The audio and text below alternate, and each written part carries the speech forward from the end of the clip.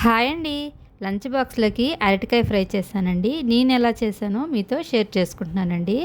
ముందుగా 2 అరటికాయలను తొక్క తీసి అన్నీ ఒకే సైజులో ఉండే విధంగా ముక్కలన్నీ కోసి నీళ్ళల్లో వేసుకోవాలి. ఒక ప్యాన్ పెట్టుకొని ఆయిల్ వేసి తాలింపులను వేసి అవి ఫ్రై అవ్వగానే 2 పెద్ద సైజు ఉల్లిపాయ ముక్కలను, పచ్చిమిరపకాయ ముక్కలను, కరివేపాకులను వేసి ఫ్రై చేసుకోవాలి. అరటికాయ ఫ్రై పప్పులోకి, సాంబార్లోకి డీప్ ఫ్రై చేసుకుంటాం కదండీ! అట్లా కాకుండా రైస్‌లో కలుపుకోవటానికి 2 పెద్ద సైజు ఉల్లిపాయ ముక్కలను వేసి దోరగా ఫ్రై చేసుకోకుండా కొద్దిగా ఫ్రై అవ్వగానే అరటికాయ ముక్కలను వేసుకోవాలి. ఇట్లా వేయడం వల్ల కూర రైస్‌లో తినటానికి చాలా బాగుంటుందండి.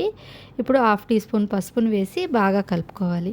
ఫ్రై కూరలకి ఎప్పుడు కూడా ఉప్పు ముందే వేయకూడదండి. ముందే వేయటం వల్ల ముక్కలకు ఉప్పు ఎక్కువగా పడుతుంది. చూడండి, కూర బాగా ఫ్రై అయింది కదా! ఒక స్పూన్ కారం, రుచికి సరిపడినంత ఉప్పు వేసి బాగా కలుపుకోవాలి.